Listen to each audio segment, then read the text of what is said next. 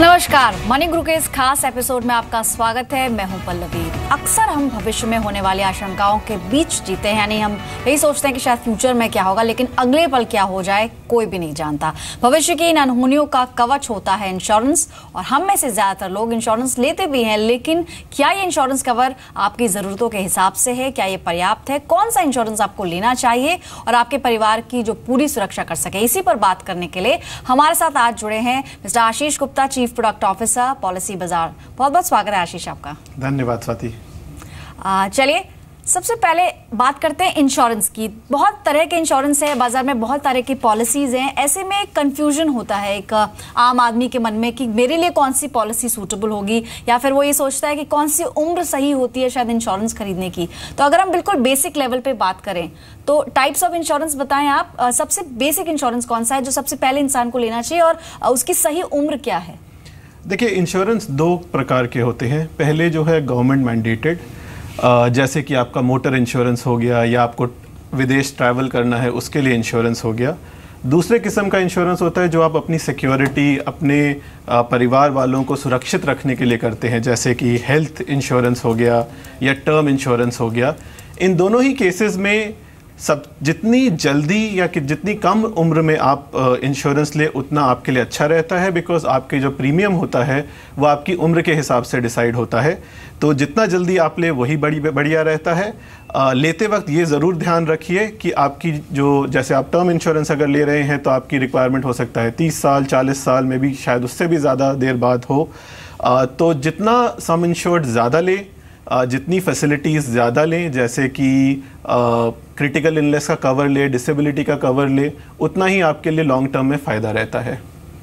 In fact आपने कहा कि जितनी कम उम्र में इंश्योरेंस लिया जाए वही सही है, लेकिन फिर भी अगर जैसे जॉब की शुरुआत हुई है और कोई रिस्पॉन्सिबिलिटी नहीं है, कोई लायबिलिटीज़ नहीं है, इनफैक्ट कोई लोन नहीं है, कोई ईएमआई नहीं है, ऐसे लोगों के लिए क्या एक एक्सेप्शन हो सकता है कि वो थोड़ा रुक सकते हैं? तो आइडियल एज क्या होगी आपके हिसाब से? देखिए, आइडियल एज मेरे हिसाब से कोई एक एज नहीं होगी। आपको ये देखना है कि आपके ऊपर लाइबिलिटीज़ क्या हैं, आपको किन किन चीज़ों से अपने आप को या अपने परिवार को बचाना है। जैसे अगर हेल्थ इंश्योरेंस की बात करें तो बीमार कोई भी कभी भी पड़ सकता है।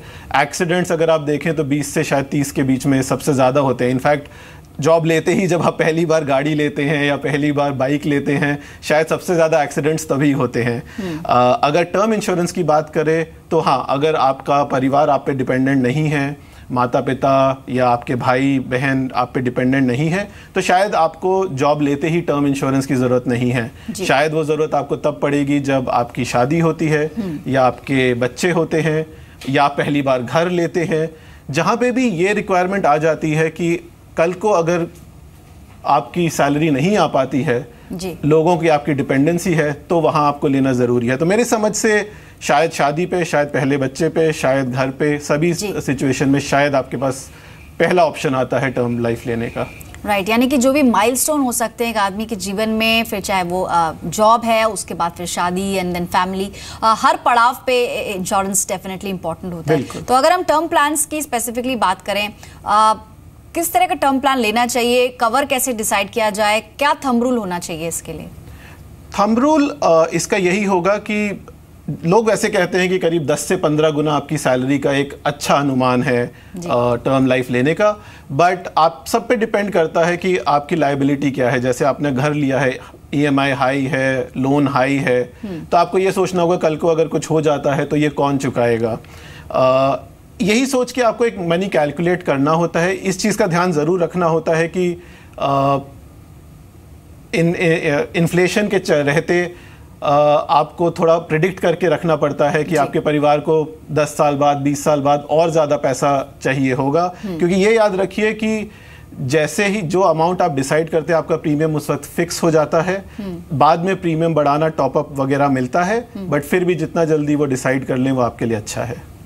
राइट बाजार में कई तरह के टर्म प्लान्स मौजूद हैं, उनके प्रीमियम्स अलग अलग होते हैं, उस पर हम चर्चा करेंगे। लेकिन हेल्थ इंश्योरेंस के बारे में भी मैं चाहूंगी आप थोड़ा सा हाईलाइट करें। हेल्थ कवर जब डिसाइड करना हो, क्योंकि हर फैमिली का साइज अलग हो सकता है, उसमें जो सीनियर मेंबर्स हैं उनकी एज अलग हो सकती है, और क्योंकि हेल्थ इंश्योरेंस में प्रीमियम्स कंप्लीटली एज के अकॉर्डिंग कैलकुलेट होते हैं, तो हेल्थ इंश्योरेंस के बारे में थोड़ा बताएं, उसके फायदे बताएं हमारे दर्शकों को। बिल्कुल। देखिए, हेल्थ इंश्योरेंस जैसा कि सब जानते ही होंगे, हेल्थ इंश्योरेंस बेसिकली तब काम में आता है जब आपकी कोई मेडिकल इमरजेंसी हो या मेडिकल ट्रीटमेंट हो। कुछ चीज़ों का जो आपको ख्याल रखना है वो है कि आपकी फैमिली हिस्ट्री क्या है। जैसे आपको अगर आपकी फैमिली में कोई क्रिटिकल इलनेस है, जैसे कि कैंसर हो जाता है, तो आपको विशेष ख्याल रखना चाहिए कि वो कवर आप ज़रूर लें। बाकी आपकी फैमिली रिक्वायरमेंट्स के हिसाब से आप ले सकते हैं। जैसे आपने कहा कि आपकी फैमिली में बुज़ुर्ग हैं, तो कई बार क्या होता है कि एक प्लान शायद सबके लिए फिट नहीं होता, तो कई बार हमारे एडवाइजर्स ये भी गाइड करेंगे आपको कि आप एक से ज़्यादा प्लान लें। बुज़ुर्गों के लिए एक अलग प्लान ले लीजिए, अपनी फैमिली के लिए इमीडिएट अलग ले लीजिए। थोड़ा सब्जेक्टिव डिसीजन है ये, बट फ्लेक्सिबिलिटी इंडस्ट्री में काफ़ी है। तो उसके हिसाब से आप ज़रूर एक एक्सपर्ट से बात कीजिए और आपको सही गाइडेंस मिलेगी। डेफिनेटली, इनफैक्ट बहुत सारी वेबसाइट्स भी अवेलेबल हैं, इंटरनेट पे भी काफ़ी कुछ मिल जाएगा कंपेयर करने के लिए। लेकिन अब बात करते हैं types of life insurance plans की। टर्म प्लान के बारे में आपने जैसे जिक्र किया ही, एक होल लाइफ प्लान्स का भी हमने नाम सुना है, जो आजीवन प्लान्स होते हैं। उसमें प्रीमियम किस तरह से कैलकुलेट होता है और बेसिक डिफरेंस क्या है दोनों तरह के प्लान्स में, term plan as well as whole life plans? देखिए, मैं इसको दो तरीके से आंसर करता हूँ। पहले तो जो टेक्निकल या थ्योरेटिकल चीज़ है जी। ये टर्म लाइफ होता है बेसिकली सिंपल, जैसा कि शब्द आपको बताता है कि एक टर्म है या एक पीरियड है, 40 साल रिटायरमेंट, टिपिकली 65-70 साल। आज की उम्र से जब आप लेते हैं से 65-70 साल तक आप एक टर्म के लिए डिसाइड करते हैं कि मुझे इतना सम एश्योर्ड, जैसे कि 1 करोड़ मान लीजिए, लेना है, और उसके हिसाब से एक प्रीमियम सेट होता है आपका। टर्म प्लान में और कुछ नहीं होता, आप एक अमाउंट देते हैं और आपके उसकी जगह आपको एक कवर मिलता है, जो कि कल को अगर आपको कुछ हो जाता है तो वो आपके परिवार वालों को मिलता है। बहुत सिंपल प्लान है, बहुत इफ़ेक्टिव प्लान है, और ज़्यादातर अगर आप रिस्क की बात करें तो सबसे इफ़ेक्टिव प्लान टर्म लाइफ ही है। अगर आप होल लाइफ की बात करें, होल लाइफ जैसा कि अगेन शब्द बताता है कि जब तक कुछ आपके साथ होता नहीं है या जब तक आप उसको सरेंडर ना करें, आपका कवर चलता रहता है, आपका प्रीमियम वही फिक्स्ड रहता है। उसके कई और भी कंपोनेंट्स हैं, जैसे उसमें एक आधा इन्वेस्टमेंट का कंपोनेंट आता है, आपको रिटर्न्स मिलता है, आप सरेंडर करके वैल्यू गेन कर सकते हैं। तो थोड़ा ज़्यादा कॉम्प्लेक्स प्लान है ये, पर सोचना वाला ये होगा आपको कि term life versus whole life plan में प्रीमियम का बहुत ज़्यादा अंतर है। 5x से लेके 20x तक, मतलब पॉलिसी की कॉन्फ़िगरेशन पे ये हो सकता है। तो उसी हिसाब से आपको सोचना पड़ेगा। अगर आप रिस्क सिक्योरिटी की बात करें तो टर्म डेफिनेटली बेटर है। अब इसका जो प्रैक्टिकल तवज्जो है वो देखना चाहिए एक बार। जैसा कि हमने अभी बात की कि टर्म इंश्योरेंस या लाइफ इंश्योरेंस कब आदमी को चाहिए होता है, जब कोई शादी हो, इवेंट हो, या उसके बच्चे हों, या घर खरीदें, EMI हो, लोन हो। इन सभी सिचुएशन में क्या होता है कि आदमी के ऊपर वैसे ही बहुत ज़्यादा फाइनेंशियल लायबिलिटी आ जाती है।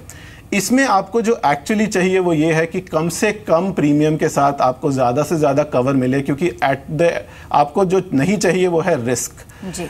उसमें आपको कोई कहे कि आपने अभी घर लिया है और 10x 15x के प्रीमियम पे आप होल लाइफ लो, वो शायद कहीं ना कहीं काफी कस्टमर्स को सूट नहीं करेगा।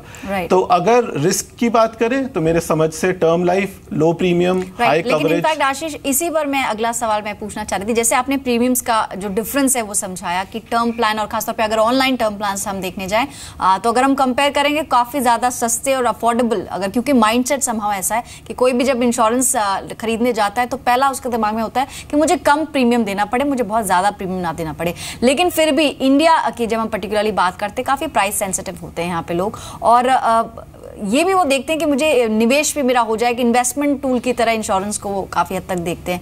तो ऐसे में टर्म प्लान के लिए कितने रेडी हैं अभी जो इंडियन कस्टमर्स हैं, और आपने ट्रेंड क्या देखा है? जैसे आपने देखा भी होगा पॉलिसी बाजार पे जो लोग क्वेरी के लिए आते हैं, तो इस तरह का ट्रेंड पिछले कुछ सालों में क्या कुछ बदला है? क्या लोग ऑनलाइन टर्म प्लान की तरफ आ रहे हैं? बिल्कुल। अगर आप देखें, जैसे अगर आपने पॉलिसी बाजार का सवाल पूछा, तो हमारा टर्म का जो बिजनेस है वो ऑलमोस्ट 60 से 70% ईयर ऑन ईयर ग्रो कर रहा है, इंडस्ट्री से ये बहुत ज़्यादा है। तो हाँ, लोग समझ रहे हैं टर्म लाइफ क्या है। हम लोग भी काफ़ी इंडस्ट्री में IIDA हम लोग हैं, एजुकेशन जितना प्रोवाइड कर सकते हैं उतना प्रोवाइड करने की कोशिश कर रहे हैं। जहाँ तक आपने इन्वेस्टमेंट की बात की, वहाँ एक चीज़ सोचने वाली ज़रूर है कि अगर आप फ्लेक्सिबिलिटी के पर्सपेक्टिव से देखें या रिटर्न्स के पर्सपेक्टिव से देखें, आप ये पाएंगे कि अगर वही प्रीमियम जो आप होल लाइफ में डाल सकते थे वो आप अपने PPF में डालते हैं या किसी और हाई रिटर्न्स इन्वेस्टमेंट में डालते हैं, तो ज़रूर ये होगा कि आपको अपना इन्वेस्टमेंट टर्म और उस इन्वेस्टमेंट में तोड़ने में दोनों जगह फ़ायदा होगा। आपका कवर अच्छा होगा, प्रीमियम लो होगा, आपको फ्लेक्सिबिलिटी मिलेगी किसी और निवेश के तरीके से, और आप बंध नहीं जाएंगे ज़िंदगी भर के लिए एक हायर प्रीमियम पे। इनफैक्ट जैसे हम टाइप्स की बात कर रहे थे आशीष, तो कई कन्वर्टेबल भी ऑप्शंस होते हैं, और टर्म प्लान्स की पर्टिकुलरली अगर हम कैटेगरीज की बात करें तो क्या आप हाईलाइट कर सकते हैं कि कितने तरह के टर्म प्लान्स होते हैं? तो टर्म प्लान की अगर बात करें तो एक बेसिक टर्म प्लान होता है, जैसा कि हमने डिस्कस किया ही था, जिसको आप लेते हैं और उसके बेसिस पे आपको एक कवर मिलता है। इसके ऊपर कई प्रकार के एड ऑन्स आते हैं, टॉपअप्स आते हैं। मेरी सलाह यही रहेगी कि अपनी रिक्वायरमेंट्स के हिसाब से, ये हर व्यक्ति के लिए अलग हो सकता है। क्रिटिकल इलनेस का कवर आता है, जैसा कि मैंने कहा कि अगर आपकी फैमिली में कैंसर या ऐसी कोई क्रिटिकल इलनेस है। डिसेबिलिटी का कवर आता है, जैसे कि कल को अगर आपको कोई ऐसी दुर्घटना घटती है जिसकी वजह से आप अपनी नौकरी कंटिन्यू नहीं कर सकते, तो क्या आता है। तो ये सोचने वाली बात है कि टर्म प्लान केवल डेथ से ना एसोसिएट करें, टर्म प्लान हर उस इवेंट से एसोसिएट करें जिससे आपकी फाइनेंशियल अर्निंग कैपेबिलिटी कम हो जाती है, और उस प्रकार से अपने हिसाब से आप सोच के प्लान को कॉन्फ़िगर करिए। राइट। इनफैक्ट कुछ प्लान स्क्रीन पर हम देख भी पा रहे हैं। 1 करोड़ का टर्म प्लान अगर कोई 55 साल की उम्र में लेता है तो प्रीमियम्स हायर साइड पे होंगे, यानी कि अगर आप कम उम्र में टर्म प्लान लेते हैं अपने लिए तो आपके लिए ये इकोनॉमिकल भी है, और वैसे भी आप जल्द से जल्द फैमिली के लिए कवर ले पाएं, ये बहुत अच्छा ऑप्शन आपके लिए होगा।